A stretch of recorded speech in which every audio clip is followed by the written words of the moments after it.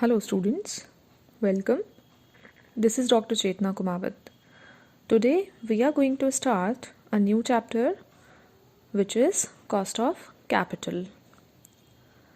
This chapter provides you the understanding of the concept of cost of capital, factors affecting cost of capital, significance of cost of capital, classification of cost of capital, cost of debt capital, cost of preference share capital, cost of equity share capital, cost of retained earnings, weighted average cost of capital, some graded illustrations, and key terminology.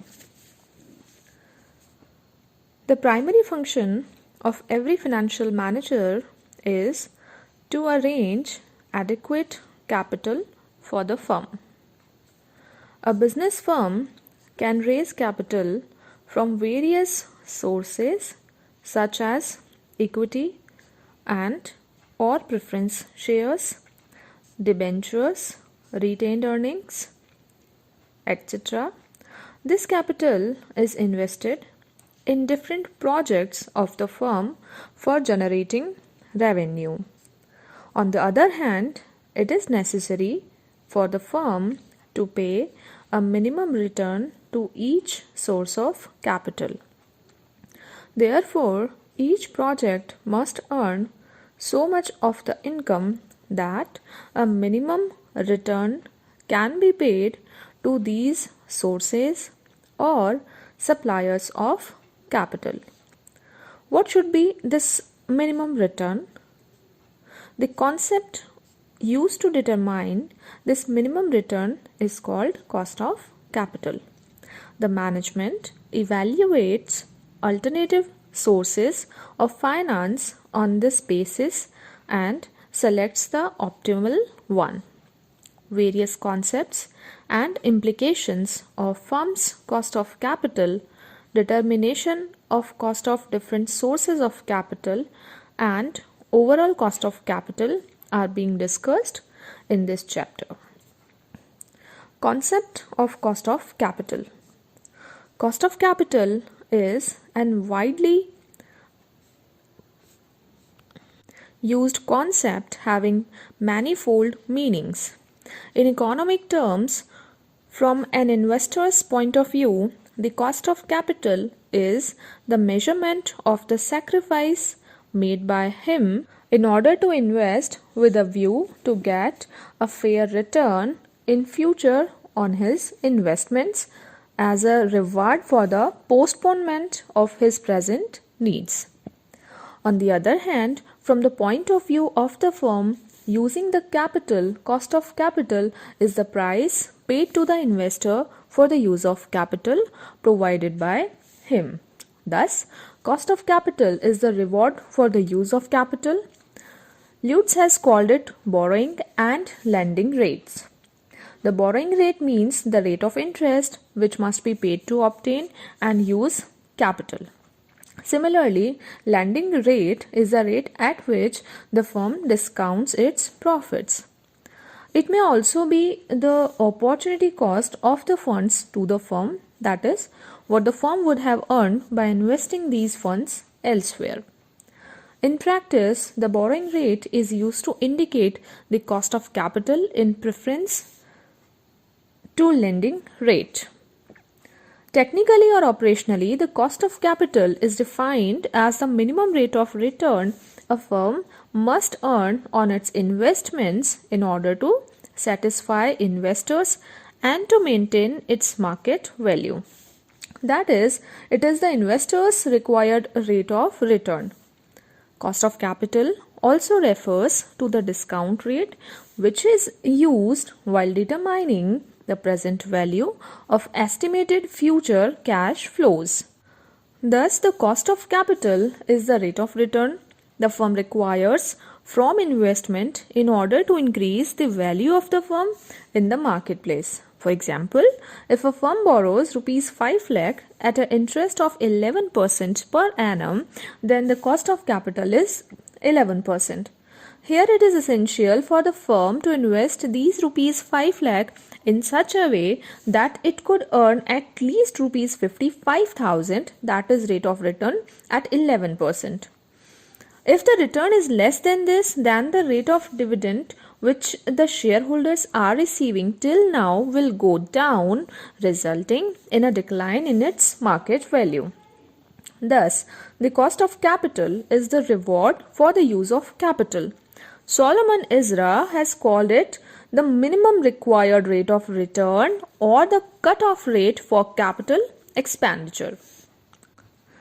Let's understand features of cost of capital. From the above description, three basic features of the cost of capitals are identified as discussed further. Number one, it is not a cost.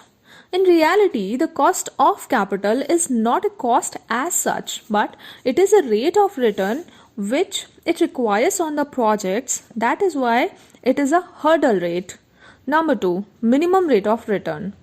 Cost of capital is the minimum rate of return a firm is required in order to maintain the market value of its equity shares. And number three, reward for risk. Cost of capital is the reward for business and financial risks. Business risk is the measurement of variability in profits due to changes in sales, while financial risk depends on the capital structure, that is, debt equity mix of the firm. Factors affecting cost of capital. The cost of capital of a firm is affected by a number of factors. The important among these are as follows. Nature of business. Firms that require heavy investment in fixed assets bear a high cost of funds in comparison with those firms which require low investment in fixed assets. Long-term maturity funds are more expensive than short-term maturity funds, and fixed assets are financed by long-term funds. Requirements of the firm. Firms requiring large amount of funds consequently bear a higher cost compared to those firms which require less amount of funds, because large funds requirements leads to heavy external borrowing of funds. Attitude of management. If management of the company is aggressive, it will require less amount of liquid funds, thereby decreasing its total cost. On the other hand, conservative management keeps large amount of liquid funds, thereby increasing its total cost of capital. Risk-free rate of interest. The risk-free rate of interest is the minimum cost of capital that any firm encounters in the market. It is a benchmark for all industries to evaluate their individual cost of funds. When risk-free rate of interest rises, overall cost of funds increases in the economy. Vice versa. When risk-free rate of interest decreases, cost of funds in the economy is lowered and liquidity increases in the market. Risk-free rate of interest is governed by the government. Thus, we can state that cost of funds in any economy where risk-free rate of interest is regulated by government depends on government policies and principles. Decision of financing mix. Depending upon the decision of the government and management about the proportion of different sources of funds, the overall cost of capital of the firm is decided. If the proportion of high cost fund is high, the total cost of the firm increases.